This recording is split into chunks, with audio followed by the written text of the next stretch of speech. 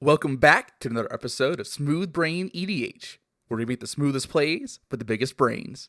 The Smooth Brain crew is coming back at you with some more casual gameplay with some of their personal brews, so let's see what everyone decided to bring. First up is Cam on Gyome, Master Chef. This is a green-black deck focused around creating food tokens, then using them in various ways to make some powerful plays, while gaining some life along the way. He has a rough string of opening hands, having to mulligan down to 4 cards. He keeps a hand of Reliquary Tower, Gilded Goose, Trail of Crumbs, and Golden Egg, putting Bacon to a Pie, Curious Pear, and Hot Soup on the bottom of his library. Next is Sam on Atla Palani, Nest Tinder. This Naya deck is focused around creating eggs with Atla's ability, then cracking them open to cheat out some powerful creatures to take over the game. His starting hand has a Plains, Forest, Ancient Tomb, Mox Diamond, Mirror Entity, Simian Spirit Guide, and Simian Spirit Guide but green. Our third player today is Cameron on Sen Triplets. This Esper deck is all about theft, taking cards right out of his opponent's hands to cast for himself, or just stealing the permanents they already have in play. He starts the game with the Gemstone Caverns, Underground Sea, Stifle, Counterbalance, Propaganda, Armageddon, and Treasure Cruise. Last is Cody on the Scarab God. This is a blue-black control deck, hoping to deny his opponents from building a strong board, then reanimating their creatures for that sweet scry and life drain value with the Scarab God's ability. He keeps an island, Cephalid Coliseum, Soul Ring, Cryptbreaker, Countersquall, Shadow of Doubt, and Worn Power Stone. We're about to hop right into it, but before that, go ahead and leave us a comment on who you hope will take home the win. While you're down there, go ahead and give us a like, subscribe, and ring the notification bell so you don't miss any of our new content. We post gameplay videos every week and new episodes of our podcast every other week, so you definitely don't want to miss any of it. Links to the deck lists, social media, and our Discord server are in the description. Our channel is also partnered with Dragon Shield, so if you're looking to pick up any new sleeves or other Magic-related products, check out our affiliate link in the description. Now with all that out of the way, on to the gameplay. Looks like Sam wins the die roll, but Cameron has pregame effects. He'll put in Gemstone Caverns and exile Stifle. The game will now begin, and Sam will start off with basic planes. He'll then free cast his Mox Diamond, and when it enters the battlefield, he discards his Forest. He'll then cast Atla Palani by exiling both of his mana monkeys and then tapping for the other 2. The table comments about the speed of that turn 1, but then after that, the turn is passed to Cameron, who just plays its Underground Sea, taps for 2, and casts Counterbalance before passing turn and causing the whole table to groan. Cody will play Cephalid Coliseum as land for turn and tap it, taking a damage. He'll then cast a Soul Ring, which causes Cameron's Counterbalance to trigger. He'll reveal Emrakul the Aeon's Torn, which does not counter Soul Ring. With his Elden Ring resolving, Cody declares that he has maidens and all of his opponents are maidenless.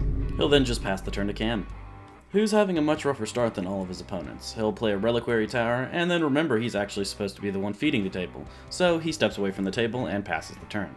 Keeping up with his fast start, Sam will play an Ancient Tomb as land for turn.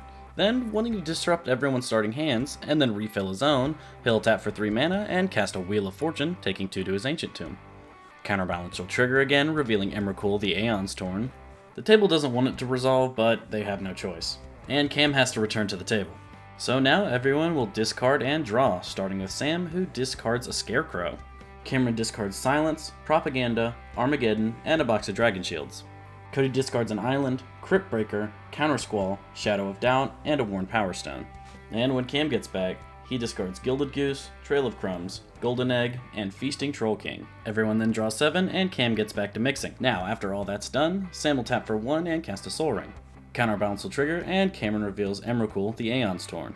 It resolves, and Sam is no longer maidenless. He'll then activate his commander to make an egg token. The turn is now Cameron's, who plays a Tundra and then casts Soul Ring, declaring that he also now has maidens. He'll then tap for 3 mana and cast a Show and Tell. It'll resolve, and Cameron decides to put in his commander.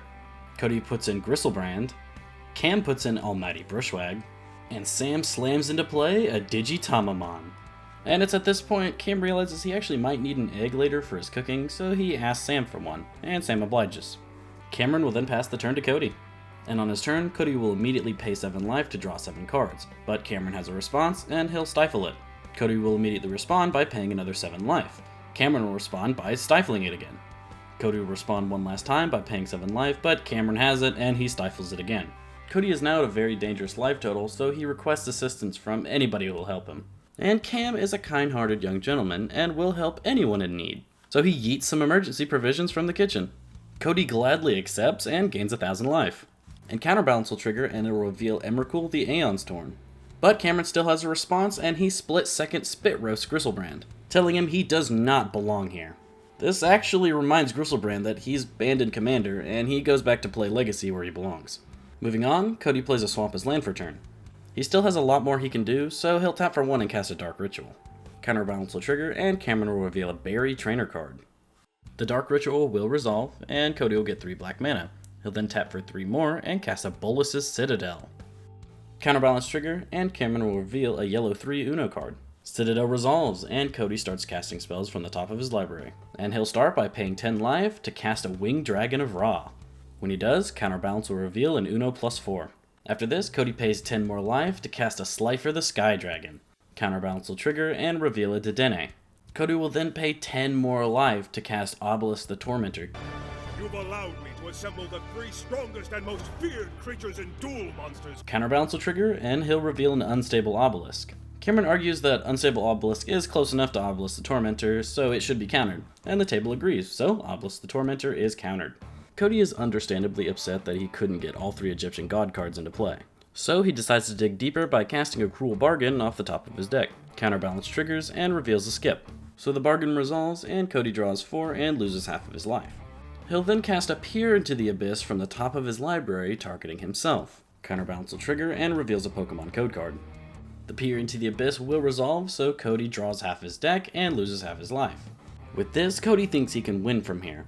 He'll pay 3 life and cast a Doomsday from the top of his deck. Counterbalance will trigger and reveals a King of Spades. Cody says go fish. Doomsday resolves and Cody searches up 5 cards, exiles his library, and then puts those 5 cards in any order as his library. Cody then plays A Pot of Greed! This lets me draw 2 more cards. Counterbalance triggers and reveals an Echoing Horn. Second, I activate Pot of Greed, which lets me draw 2 more cards from my deck. Counterbalance will trigger again and Cameron reveals the Joker baby. Then I'll activate my Pot of Greed! This lets me draw 2 cards! And this Counterbalance reveals an Uno wildcard. With his entire deck now drawn, Cody reveals all 5 pieces of Exodia. Exodia! Obliterate! And so, with Exodia's ability on the stack, Cody attempts to win the game.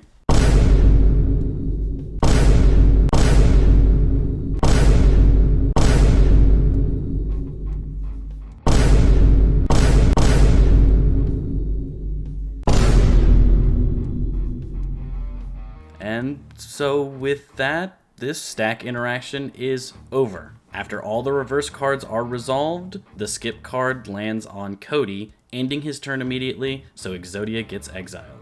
Now on Cam's upkeep, Cam Run will take control of Cam, using Sen Triplets, meaning this turn Cam is controlling Cam. And while Cameron is controlling Cam, Cam goes back to cooking. And Cameron will play Pajuka Bog, targeting Ethan, exiling his graveyard. With nothing left to do, Cam's passed the turn. Now on his turn, Sam attempts to Digivolve his Digitamamon into Arceus V-Star. Digivolving will resolve, and Sam will go to activate Trinity Nova to deal 200 damage to each of his opponents. Cam finally returns with a delicious pancake, and then responds to the ability. He casts a Deflecting Palm. Counterbalance will trigger, and Cameron reveals, "You are already dead." And so the Deflecting Palm will resolve, and when Trinity Nova goes off, everybody but Cam takes 200 damage. And there you have it. That is the end of the game. Cameron wins. It was so well deserved.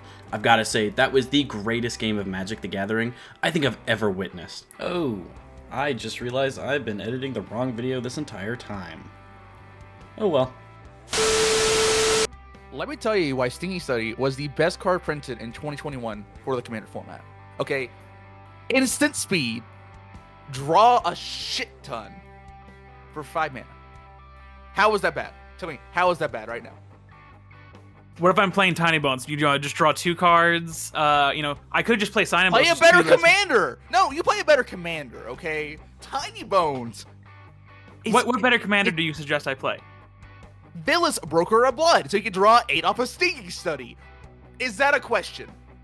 Yes, it is a question. It's 8 mana. How do you expect to cast an 8 mana commander reliably? All coffers in black. Urborg. Play your Okay, Thran yes, this is Dynamo. Play, if you want to go money with it, play your Mana Crypt. I don't care. Villas, if you're playing it, okay? And then what else is there? You can play Razaketh.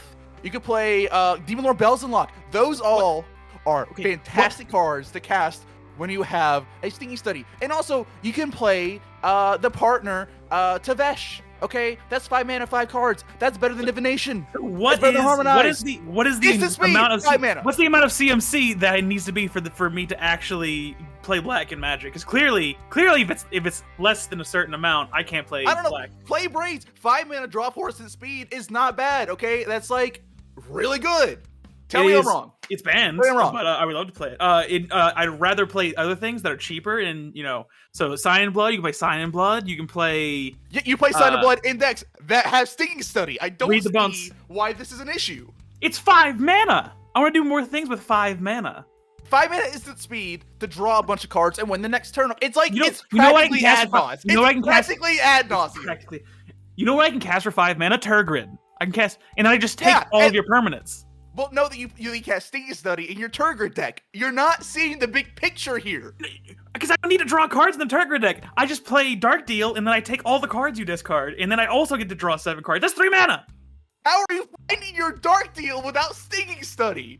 Sign in Blood, Read the Bones, Nice Whisper. Study. You just don't understand. Okay, you can't just tutor stuff out. Okay, tutors are cringe. You play card draw to find your cool spell. Ethan, I'm Study as the best card. I'm gonna say the best it, Ethan. Black draw spell Ethan, ever printed, better than Necropotence. I don't care, Ethan. I'm gonna say it. Ethan, you're cringe. At least I have my card draw. God damn it, Ethan. Why are you making sense?